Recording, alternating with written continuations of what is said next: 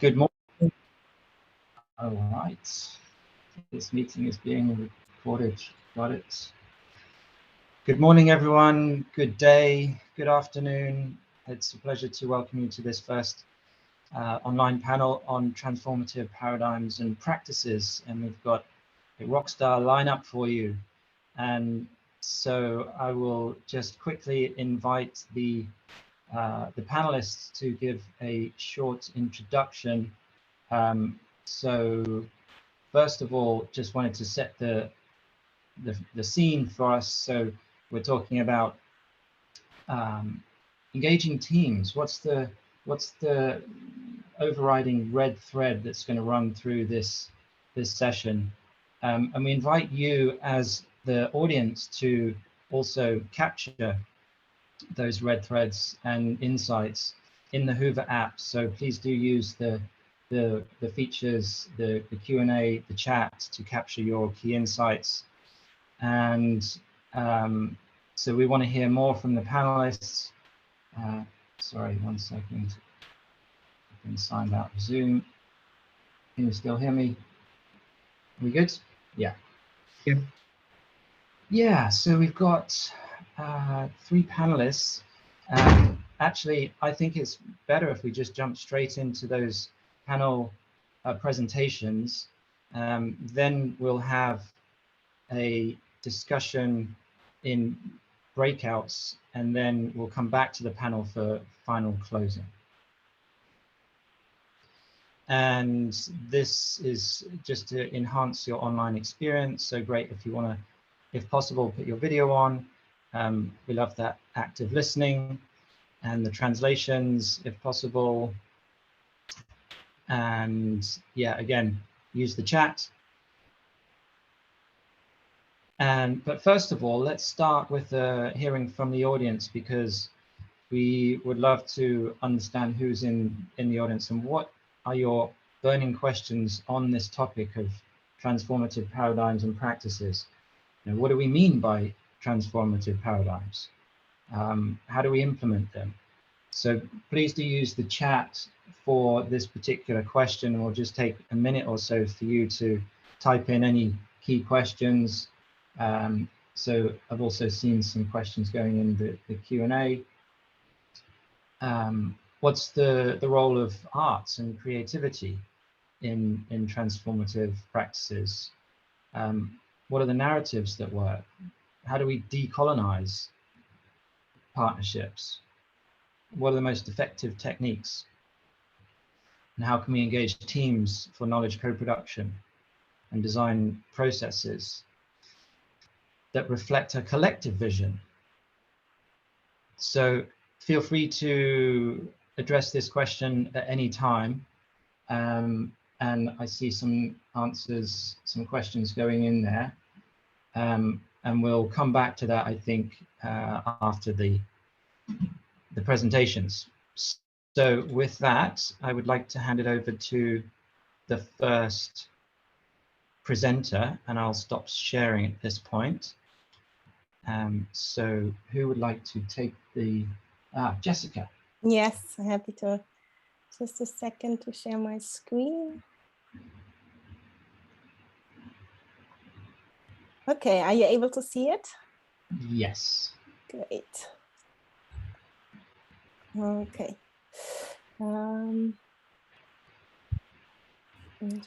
Okay, that should work. Okay, hello everyone. Good morning from Berlin. I'm Jessica Bruma. I'm a professor for technology management at the FHM in Berlin. And I have been researching transformations for the past 15 years or so, especially focusing on the philosophical and social aspects and psychological aspects of transformation. And I'm now, as I just mentioned, a professor in technology management, and this is what I originally studied many, many years ago. And now I'm trying to bring this perspective of sustainability, transformation, those social and psychological aspects of it into an engineering program. And with that, my research in the past couple of years has especially been focused on relational paradigms. And in this context, I want to talk about today how a relational paradigm can help us to rethink inner and outer transformation. And many of you are probably familiar with this model from Donella Meadows, where she shows how our mental models, paradigms, our inner dimensions actually have the greatest leverage points in order to change the system. So the events that we see here in the iceberg. And a lot of sustainability scholars have picked up on this and talking about how our inner dimension can be a great leverage point. And in this regard, the inner dimension was often, or is often referred to as like worldviews, paradigms, mindsets, mental models, but also values, virtues, spirituality.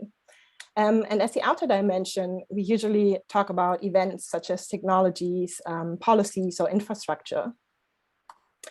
And another way to look at this inner dimension and to conceptualize it is to look at it in ways of our ontology, epistemology, and ethics. So our ontology is what we take to be real, and our epistemology means how we come to know the world, and our ethics is what is good and bad about the world. And we can roughly map those various discourses about the inner dimension within these three categories.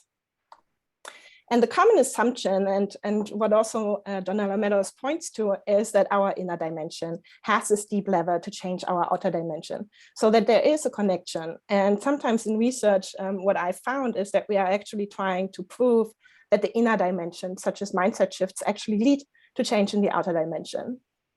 But as you can imagine, it's very tricky to actually measure, for example, how compassion might lead to behavioral change or to actual change in the outer events that we see. So this causal connection that we see here is very, very hard to pin down from a scientific point of view. So the question is, how do the inner and outer actually relate to each other? And how might the inner lead to outer transformation? Or does it actually lead to outer transformation? And in order to grasp that question and to understand that question better, one way we can ask ourselves, or one question, follow-up question we can ask ourselves is, how do we approach these questions even? So going a level deeper to that. And our paradigms are actually what define how we approach challenges, how we approach questions, also how we approach sustainability solutions, for example. They basically determine our frames, our economy, narratives, cultural norms, etc. So they're the very foundation, basically, of how we find solutions, how we design solutions, and how we frame problems. And when we look at the dominant paradigm at the moment in the Western industrialized world, we find something that is often referred to as a mechanistic paradigm. And the mechanistic paradigm is characterized by rationalism, reductionism, empiricism, dualism, and determinism. And it's okay if you are not familiar with all of these terms at this moment, but I just want to point out some of the implication that this way of thinking and our dominant way of thinking has on us in the context of sustainability especially. So one of the implications is that we take humans to be separate and above nature. And we think that we can actually control nature, and that nature is basically an object that we can, or a resource that we can exploit. It's just there for us, because we kind of see it as a machine that we can, pick into different parts and also solve it by reducing it to its parts and addressing those individual parts. We also see ourselves basically as no more than machines in a meat suit. And this is leading to a lot of, questions of why are we even here? Who are we? Closely related to depression. And another way to look at the world is what is referred to as, or can be referred to as a relational paradigm. And the relational paradigm has been picked up increasingly by sustainability scholars, but it has actually been around for, I think, almost since humans existed, or since humans tell stories and are able to use narratives. So we find that still a lot in indigenous cultures, and we now find it in all sorts of disciplines. So not just in sustainability science, but also in psychology, etc. So what a relational paradigm does differently is that it sees or understands phenomena, not in terms of a machine, but in terms of constitutive processes and relations. And the implications of a relational paradigms are, again, numerous, and I'll just point out a few. So one of them is that we move from the idea of being separate beings, or from the idea of separation in general, to the idea of interconnection. Another one is that we see human agency not as something superior that we act upon the world, but rather see us interacting with the more than human world. The third idea is that we move from the idea of being individuals, so the separate closed entity, to the idea that we are individuals, so closely related and co-constituted with our environment. The fourth idea is that we moved from the idea of being able to control, so for example, the sustainability challenges, that we think we are able to control it, to accepting the idea that we actually are part of the process of emergence through self-organization within the system. Jessica, you're gonna hate me, but we need to cut it short. Yeah. So, I was now just extending because I thought we had 40 minutes now. Okay, I will wrap it up. Thank you. Yeah. Okay. Okay, so this idea of the relational paradigm basically also leads to the fact that our ontology, or that we understand that our ontology, epistemologies, and ethics, so our ways of knowing, being, and acting, are not three separate entities, but actually also are closely related to each other and co-constitute each other. And if we look at that, we might be able to kind of rethink or reconceptualize the idea that we move from inner and outer into understanding that our ethics, ontology, and epistemology are co-constituted and in dynamic relation to our outer dimension, which I refer here as social ecological reality. And this is a heuristic, gives us a different point of view that gets us away from this dualism of thinking about inner and outer, or the idea that we need to measure the effect that inner change might have on the outer events. And with that, thank you. Perfect. Yes, bravo. Thank you so much. There's so much good stuff in there, and we will come back to it in more detail. So with that, let's move to the next presenter, and is that David? Can you see? Yeah. Can you see? Perfect. Thank you very much. Well, I'm going to follow also very much what Jessica said, and also Bruce in the beginning, because the Transformations Conference, which also, first of all, I would like to thank very much Nick, Bruce, and Chris for having organized this amazing conference. And I know how it takes. So thank you very much for that, first of all. Yes, I want to follow a little bit on what Jessica said about the importance of paradigms in practices, because practices are influenced by paradigms and worldviews. And I would like mostly, well, first also my presentation, I'm David Tower from Barcelona, and I work also at the Global Climate Forum and at the Autonomous University of Barcelona. Following on that, as I said, practices are influenced by paradigms and worldviews, and I would like to specify a little bit more and try to even operationalize a little bit what it means to look at the world from a regenerative perspective. The main message of my talk is that we could try to think sustainability transformations, and I think that would be helpful if we look at the world from a non-exceptionalist, non-dualistic whole life systems relational perspectives, following a little bit as Jessica was saying, and in particular a perspective that looks at individuals, organizations, and societies as coupled social ecological systems. Those perspectives could also help to reframe dominant worldviews and models of human agency, and in particular their relationships between social ecological systems and their interactions. But more specifically, we could also try that those perspectives could help us to identify strategic, deliberate, synergetic interventions that address at the same time relational changes in social and institutional arrangements and the uses of natural and energy resources, information knowledge systems, and anthropogenic cumulative environmental change.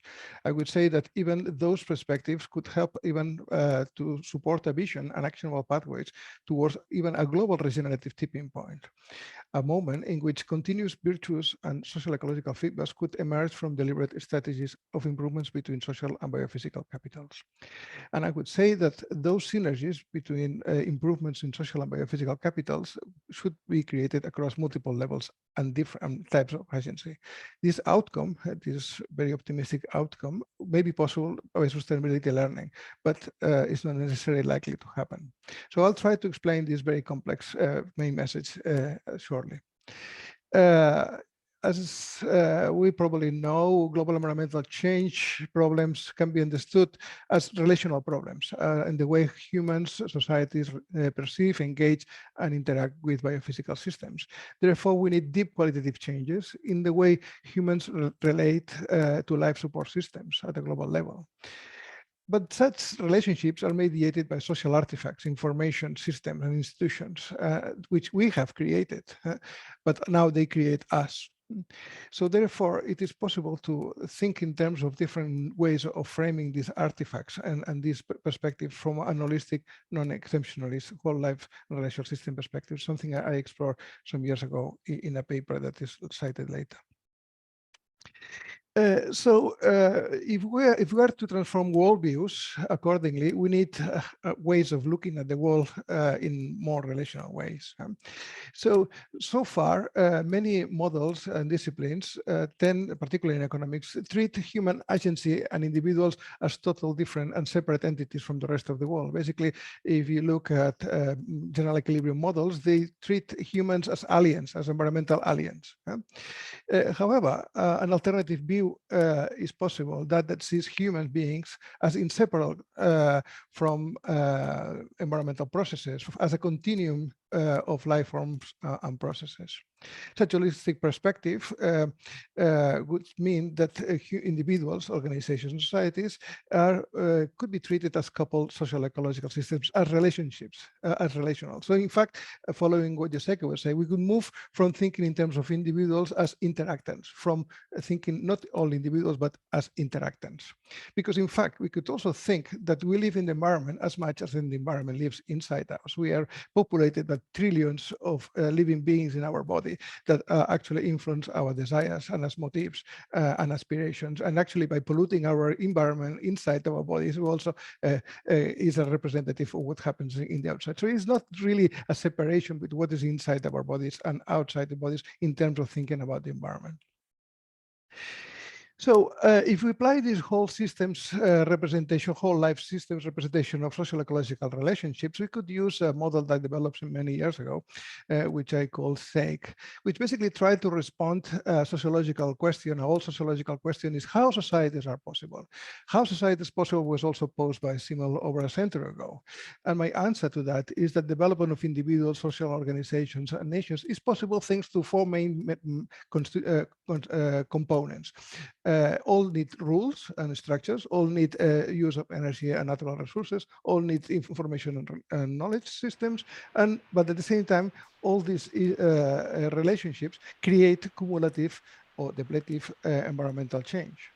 So this is the key. This is the main key to think in terms of regenerative pathways, because usually we have thought so far that anthropogenic cumulative environmental change is negative. We deplete resources, we pollute, we create plastics, we create greenhouse effects.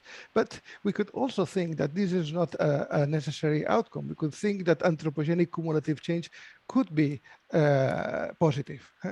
So if we are thinking in terms of regenerative sustainability, that would mean that societies are possible or sustainable insofar that the conditions of sustainability, both by social and biophysical, are not irreversibly damaged and depleted, but can be continuously regenerated. This is the whole idea of regenerative sustainability. So we can also create virtuous circles of regenerative change. So far, sustainability discourses have focused on procedural aspects and less harm approaches rather than net positive outcomes. However, we need to move from these sometimes fake sustainability discourses to start thinking in terms of net positive outcomes for whole life system gains. And that means moving from transitions, which are partial sectoral gains, to full systems transformations. And that is what we mean by full system transformations, but also focus both on processes and outcomes. Yeah, One way, yeah, 1 minute, 2 minutes. Sure. Yeah, go for it. 2 minutes. One way to simply operationalize this regenerative sustainability is basically by trying to think in terms of synergies between social and ecological capitals. The idea that we can also create, by restoring a marsh or by restoring a forest, new institutions that create trust, equity, and social welfare, and at the same time improve the environmental quality. So the idea is to move to create synergies between the restoration of capitals and stocks, social or physical capitals. And we need to do that from individual to global system restorations and applying short-term and long-term strategies. The global, I am part of the Earth Commission, where we are actually exploring the type of transformations that are needed to avoid this global catastrophe, and basically trying to think about what type of transformations are needed for a world that will be of 10 billion people in a generation by 2050. And 4 types of transformations have been explored. But my point is that more relational paradigms are also needed to sharpen this type of transformations. Finally, I just want to say that achieving a global tipping point would need to move from this neutral of less harm strategies in order to trigger self-propelling generative virtuous learning feedbacks that create synergies between social and ecological feedbacks. And we need transformations that affect both institution, energy, information, and cumulative processes. To achieve that, I think it would be possible, even at the global level, to achieve a new regenerative global attractor by creating those synergies between the restoration of global social capitals and the restoration of global biophysical capitals. Thank you very much.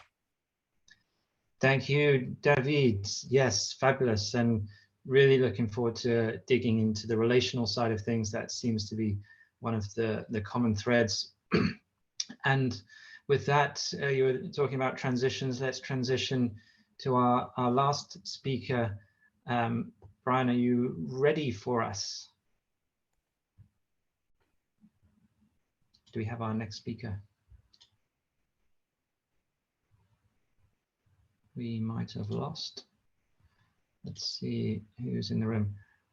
Bryan, can you hear us? I'm just trying to get my screen. Aha, yes. I have been wrestling with those controls all day, and I think I'll be doing it all week. Yeah. Can you see the screen now? Yes, I can. Yeah. Excellent. Hello, my name is Bryan Jenkins, and my presentation is on the transformation process as an adaptive cycle, which will be illustrated by the recovery from desertification in Shinyanga in Tanzania. The presentation sets out a framework for social ecological assessment and transformation based on Holling's adaptive cycle. There are 3 main components: the assessment of disturbance beyond the capacity of a biophysical system to recover, the transformation process as an adaptive cycle, and implementation of management interventions to the biological system. The framework is illustrated by a case study from Shinyanga, Tanzania. Woodland clearance for agricultural development control of tsetse fly led to desertification. Attempts by central government to restore the landscape failed. However, landscape transformation was achieved through a partnership of government and local farmers incorporating traditional knowledge and institutions. From panicky theory, it provides a basis for, on an operational basis for sustainability, using the adaptive cycle to describe how ecological or social systems can be sustained. There are 4 phases of the adaptive cycle. First, the exploitation phase, which is the use or harvesting of resources. Second, the accumulation phase, which is the storage of material or energy in the system. Third, the disturbance phase, where changes to the structure and function of the system can occur. And fourthly, the reorganization phase, which is the restructuring of the system after disturbance. The adaptive cycle can be sustained if the resources continue to be available and the system can recover from disturbance. This is path 4A on the slide. Otherwise, the system may shift to an alternative, usually degraded system state. This is path 4B on the slide. Associated with each phase of the adaptive cycle, there are different types of assessment. For the exploitation phase, there is the process of impact assessment, which is common for new developments in many countries. For the accumulation phase, there's cumulative assessment, which examines the incremental impact of actions when added to past, present, and reasonably foreseeable future actions. For the disturbance phase, there's resilience assessment, which analyses potential pathways for system failure and the thresholds of critical variables associated with system collapse. For the reorganization phase, there is recovery assessment, which is the process of developing management interventions to address environmental damage and degradation. The transformation process can also be depicted as an adaptive cycle. The exploitation phase is the use of human, technical, and economic resources to address a resource management issue. The accumulation phase is the accumulation of knowledge, social, cultural, and economic capital to develop integrated approaches to sustainability strategies. The disturbance phase is the formulation of new approaches of management that change existing practices. And the reorganization phase is the development of new social systems to implement new approaches to management. New social systems can lead to adopting management interventions leading to a sustainability strategy. However, failure to adopt appropriate interventions will lead to inadequate actions to achieve sustainability. The output of the transformation process are management interventions to achieve sustainability of the biophysical system. Interventions can be developed for each phase of the adaptive cycle, and these are reducing pressure on resources in the exploitation phase, addressing legacy issues of accumulated changes in the past in the accumulation phase, increasing the resilience of the system in the disturbance phase, and rehabilitating adverse effects on the system for the reorganization phase. This can be shown in the example of Shinyanga. Shinyanga is a semi-arid region in the north of Tanzania. There is a pronounced dry season from May to November. The dominant native vegetation is Miambo and acacia woodland. The Sukuma people, who are agro-pastoralists, are the majority of the population. Large-scale deforestation and bush clearing has converted much of the land into an open savanna and agricultural landscape. Both the colonial government and after independence in 1961, the Tanzanian government attempted restoration using top-down approaches. However, these efforts were not taken up by farmers and were unsuccessful. The failure of another top-down approach in the 1980s led the project leader to adopt a more participatory and community-based approach. A key innovation was to revive the traditional practice of Nintili. Nintilis are areas of standing vegetation that remain closed to livestock from the beginning of the wet season and are open for livestock at the peak of the dry season to provide fodder. This takes grazing pressure off the rest of the landscape.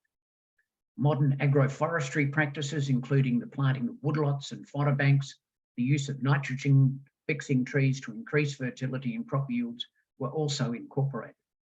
Traditional institutions were used to manage the Nintilis. This was the responsibility of a community assembly or Dakashida. Compliance was also through a traditional approach using local patrols or sangu-sangu. A key success of the restoration of Nintili has been the cooperation of traditional and formal institutions. Village government established and institutes local bylaws compatible with the traditional rules. It also participates in conflict resolution when issues cannot be resolved at the community level. There was also institutional support at regional, national, and international levels. The outcomes of the transformation was not only the recovery of vegetation and biodiversity, but also increased productivity for farmers with increased fodder, fuel, and construction materials. The Shinyanga recovery from desertification can be shown in the framework for social ecological assessment and transformation. The figure shows the process steps through assessment, transformation, and implementation. The assessment process commences at the accumulation phase of starting with intact woodland, followed by the disturbance of woodland clearance and the reorganization phase of desertification. The transformation process begins with the allocation of resources to a conservation program, the exploitation phase. There is the revival of traditional knowledge, the accumulation phase, and the development of a new management approach of Nintillies with complementary modern agroforestry techniques, the disturbance phase in the transformation process. New institutional arrangements are put in place with traditional management working with formal government institutions, the reorganization phase. This is followed by implementation of the management intervention. This leads to recovery of the woodland and the accumulation of economic value, biodiversity, and carbon sequestration. The value of the framework is not only to provide a description of the process, but also provides an analytical tool. The final step is the assessment of sustainability threats to the new system. This includes population growth, increased wildlife and crop destruction, tenure uncertainty, elite capture, and compliance with rules. Bryan, you've got about a minute. Is that all right? I'm on the last slide now, Nick. Perfect timing. Perfect. The paper has set out a social ecological assessment and transformation framework with assessments for each phase of the adaptive cycle, the transformation process as an adaptive cycle, and management interventions for each phase of the adaptive cycle. The paper has also shown the application of this framework to the recovery from desertification in Xinjiang, both as a description of the transformation process and as an analytical tool for sustainable management. Thank you very much for your attention.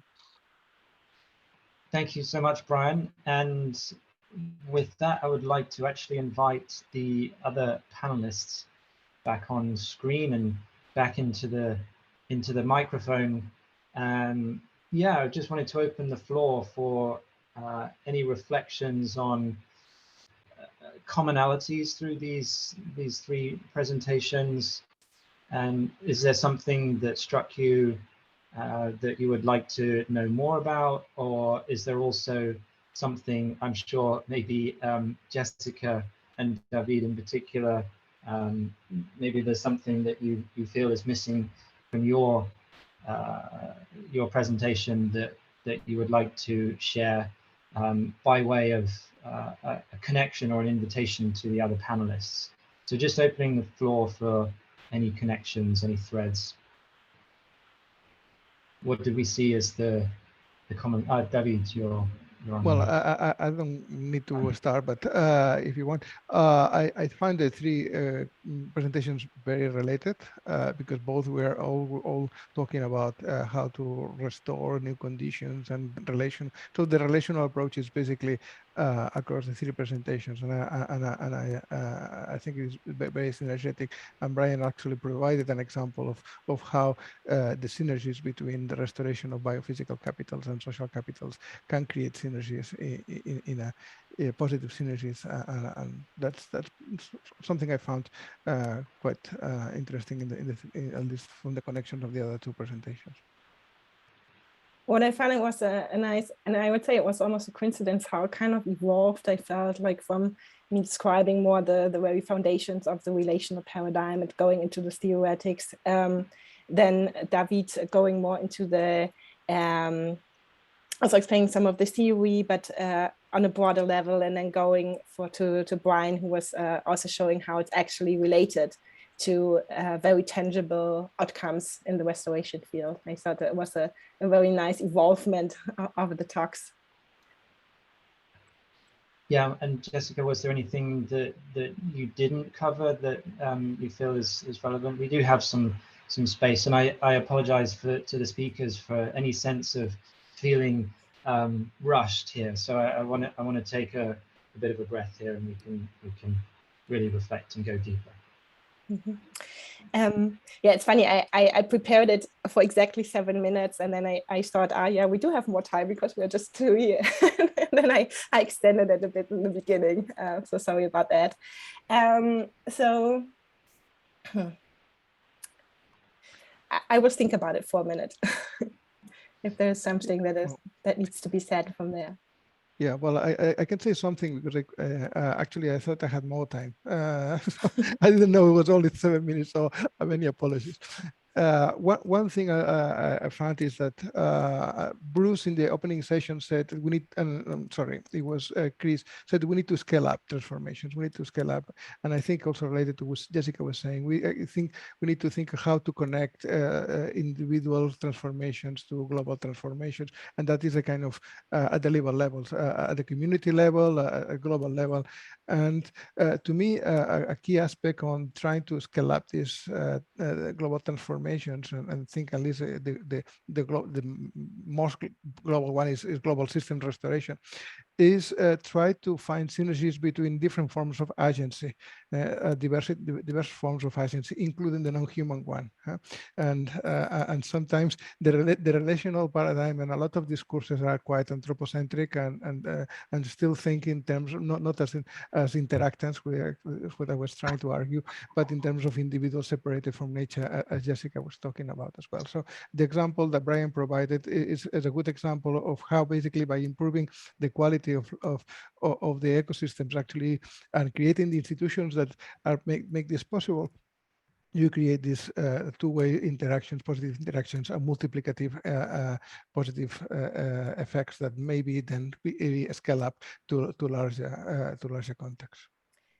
If I may add to that and jump in, talking about scaling, one thing that also came a result from the research that I was doing on a relational paradigm and was also how to rethink scaling, because scaling kind of has this idea that there's one solution that we can then distribute across the world. So it has a very colonial aspect to it, actually. And Kevin O'Brien, for example, talks about this as well as opposed to the idea of scaling, moving towards the idea of fractals and understanding that fractals are self-similar patterns. So when we find solutions that we maybe look for patterns, especially relationship patterns that we can then adapt or adopt in a different context, but that we don't think, oh yeah, we have one solution that we can scale, but rather that we have these patterns that we can fractally, apply in different contexts and then assimilate depending on the context. And I really like that idea to move away, actually, when we talk about transformation, to move away from this idea of scaling, because it seems so impossible, and looking for the solution that can actually scale something seems like, I came to the point, and this is my personal belief, of course, but that there is no one solution that will be able to scale and solve it. Bryan, you're off. Indeed.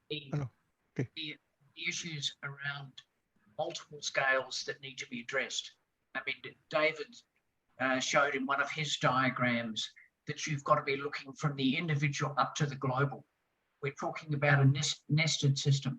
I only covered one scale, but if you look at what can happen when you're looking at some of the work on adaptive systems, it's looking at nested adaptive systems, where you're dealing with multiple scales, where you've got interactions between those scales.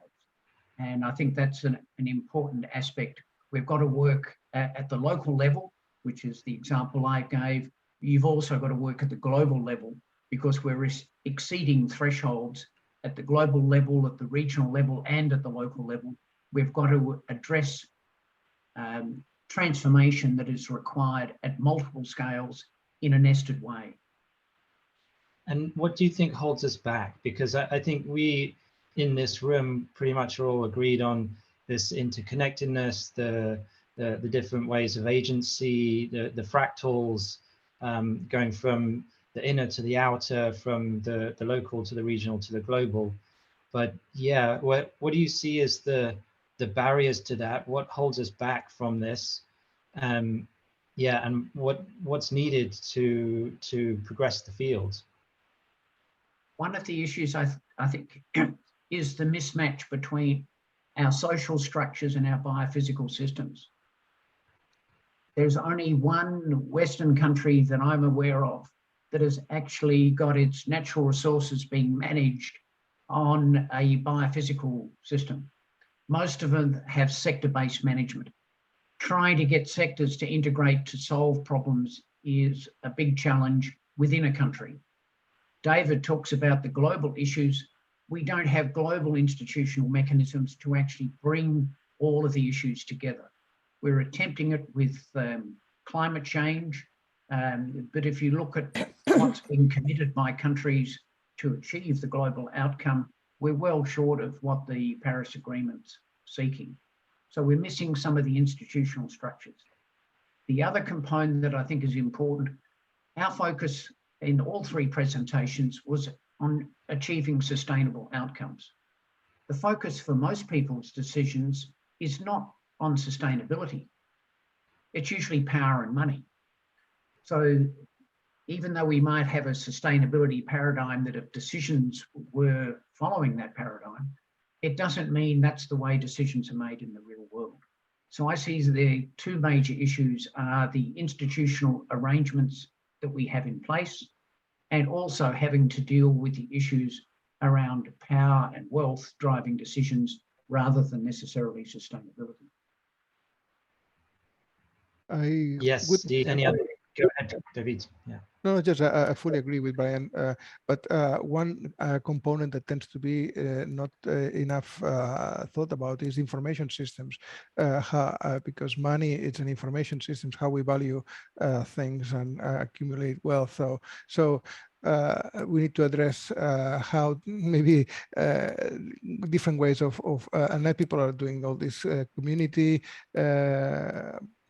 currencies, the different ways of valuing, of creating different ways of value and exchange of value. So I think information systems are very important and sometimes being ignored. Now, we've got about 15 minutes left, and I wondered if we want to do 10 minutes in breakouts or just have plenary. And I wondered if we could hear maybe from the audience and one or two preferences, or just type in chat. I'm sensing that we could just have a plenary conversation. So yeah, just wanted to open the floor to make sure everyone can voice their questions. Okay, Owen, yeah. Thanks, Nick. The thing that really that I find that often we miss is that sometimes we're singing to the choir. You know, the people who have got a relational mindset talk amongst each other about the relational holistic mindset, and then we have we are raised actually with the reductionist mindset, and our cultural world, nearly inevitably is orientated that way. I think we've got to front up to the fact that our brain, and McMaster wrote a wonderful book about the fact that our brain is a little bit dual in that way. We have parts of our brain that really work well on the reductional form and create us the laws and structures. I think was can't remember which of the speakers then talked about that structure. However, our arts and our big view of the world and relationship view of the world also coexists. There seems that we have been talking about that as a competition inside our own heads. And so there is actually a place of integration also that's necessary, I think. And when we talk about scaling up, this provides for me the big question that actually, and it's probably something to do with that loop that was in the diagram previously, that is we need to sort of work on ourselves in a constant feedback loop with working with our communities and our culture. And because I think we're actually working in a kind of a bit of a dark space, a bit of a, we don't know what we're really talking about space, but we think we've got something to find out, to reveal. The existential philosophers would say, to make appear in the world. Indeed, yes. I offer that as maybe a comment, and maybe others there would like to jump in on that, or not. Yeah. Any reflections on that? Whether it's from the panel or from the crowd as well, Jessica. Yeah, one thing that comes to my mind of talking to the choir, the first part of what you mentioned, I would definitely agree that sometimes it can feel like it. On the other hand, I see the value in kind of forming networks of like-minded people. And, there is some research about those tipping points to be reached. And sometimes there's, you know, if 3% of the people, or then it's 10% of the people or so think similarly. So I sometimes think like, okay, you know, if we form those, and if we begin to form those 3 to 10%, you know, that's a good start. Well, that's a great segue. I think we have an expert on tipping points in the room. Yeah, we actually run a project called Tipping Plus, which you can actually check the website.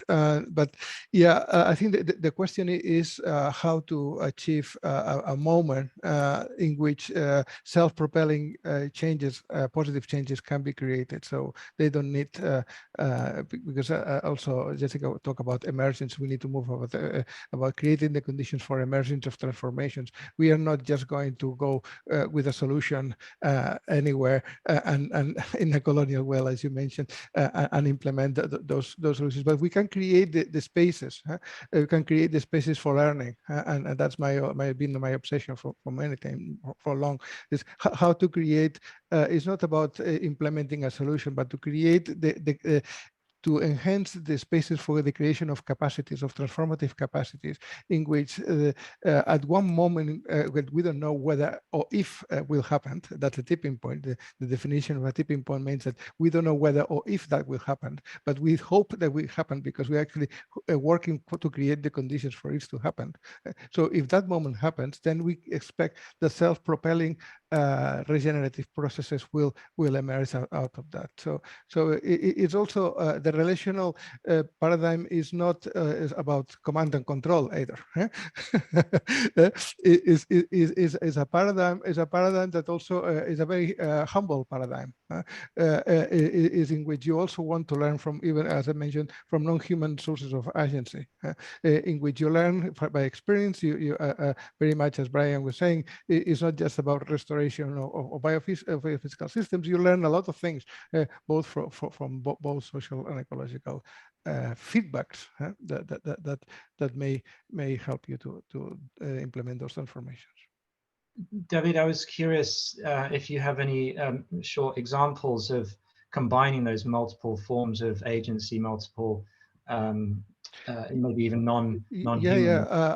We did some work in India. I would also very much go, if you go to a website of an organization called Development Alternatives, led by Ashla Koshla, you will see some examples of that, in which, for instance, places which were completely deserted and had very poor communities, they managed to create, to restore some local ecosystems, create like flash floods, little dams, where basically from there they created also solar panels, created local energy. So they it's some long processes. These solutions are not just, it takes sometimes 10, 15, 20 years to implement.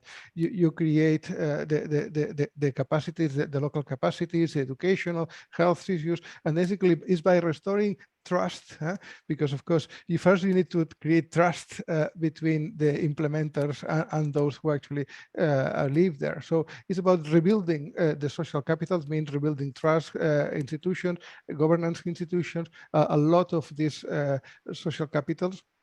And by doing that, you create this positive synergy between the restoration of biophysical capitals and the restoration of social capitals. Beautiful. And you actually keep the populations there. They don't need to migrate to the slums of the cities. Indeed. Yeah, well, migration is definitely going to be one of the social forces of our time. We're almost at time, but I wanted to make sure that if there's any other burning questions from the audience, yeah, please do unmute yourself. David, I saw a question, for example, around what consequences the paradigms we embrace play in our lives. Would you like to speak to that a little bit more, David? I can't see the chat. Can you tell me the question, please, again? This is from David, sorry, Manuel. Yeah. Again. Okay. Yeah, I can see it now. But I was wondering if... Hello, David. Wonderful, wonderful, wonderful to see you. Yeah, time is the most difficult question, I would say, when we're thinking about transformation, because we are thinking about acceleration. So we're talking about processes, tipping, not only tipping events sometimes, but tipping processes. And there is now a paper, I think, by Eder arguing that we should not just thinking about tipping points, but tipping processes.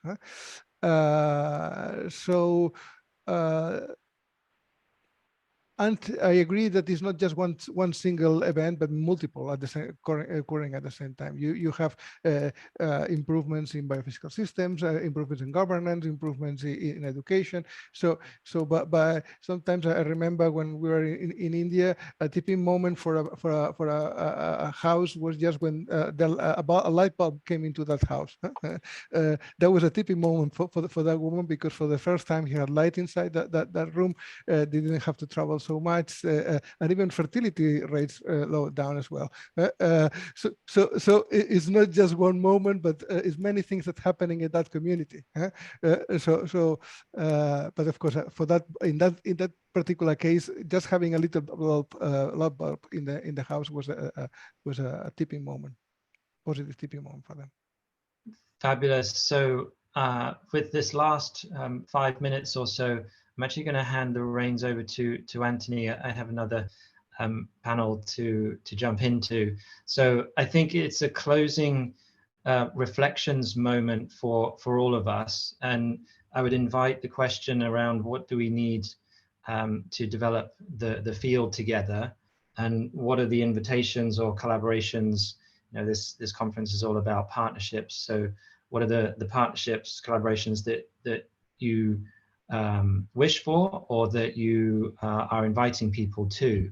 So any closing thoughts from the audience first on that, and then maybe just a minute or from each of the panelists, and I will see you at the next sessions. Thank you so much, and over to you. Anyone in the audience with a reflection on that?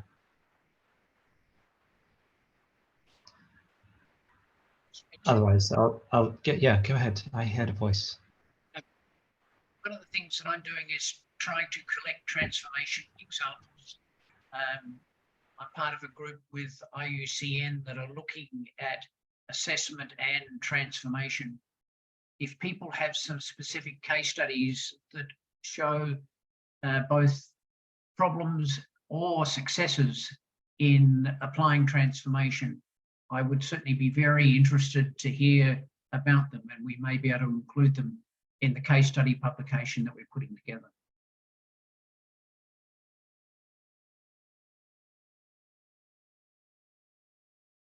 Bryan, do you have a way for people to get in touch with you? Through my email address would be the best way. That should be on my speaker profile with the system. But it's brian.jenkins.au@gmail.com would be the best way. The only thing I would like to add, we haven't discussed that because we didn't have time, is the issue of justice and equity, because this is an important aspect we didn't address. And I don't want to leave this room without mentioning that. And a series of papers will be coming up from the Earth Commission on that. So, led mostly by Joyeta Gupta and Diana Lieberman and others. So, and also there will be a paper now coming out at the Lancet, Planetary Health as well. So there are several papers. The issue of justice is crucial now, because justice is both a trigger and outcome of positive tipping points. And this is something I didn't have time to explain very much in my presentation, but that's a very crucial aspect as well. Thank you, David. Yes, justice is central, especially working, as we have discussed, at the local level up, in my opinion. Jessica, did you have something you wanted to share? Yeah, one thing I'm currently trying to figure out is how to create those conditions for emergence, or spaces where it can happen in contexts where people are rather reluctant to engage and coming from a very different field, so very much outside of our bubble, and what tools there might be, what processes. So if someone would like to connect to that or has some ideas for that, I'd really appreciate getting some input and to share about the experience. And Jessica, the same question, how can people get in touch with you? Well, I think it's on the Wova app, or however you say it. It's possible, right? The email and everything is shown, I think. Yes. Yeah. Otherwise, my website, jessicabruma.com. Great. So everyone, please feel free to get in touch with Bryan and Jessica and David with all of your burning questions. Bruce, welcome. Yeah, I just jumping in, hopefully to hear the end of this conversation. Want to just underscore our publication options available, including this Social Innovation Journal, which enables a variety of different kinds of formats and contributions.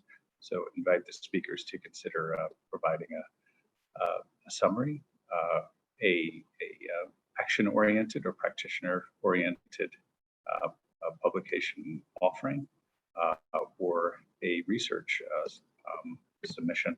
A variety of formats are encouraged. And thank you for joining this first of our online panels. We're following immediately with an online panel on transformative leadership that's starting in exactly 1 minute. So I invite you all to head over there if you'd like to hear the speakers. Perelson, a former organizer of our conferences, as along with you, David. And so it should be a very interesting panel. Thank you all for joining. Thanks. And thanks, Anthony and Nick, who's out now, for organizing. Thank you very much indeed to all of you. Thanks. Yes. See you all soon. Thank you. Thank you to everyone. Thank you to the speakers. Thank you for the attendees for joining. And yes, I will close the session so that we can all get to the next one. Take care, everybody. Thank you. You. Bye-bye.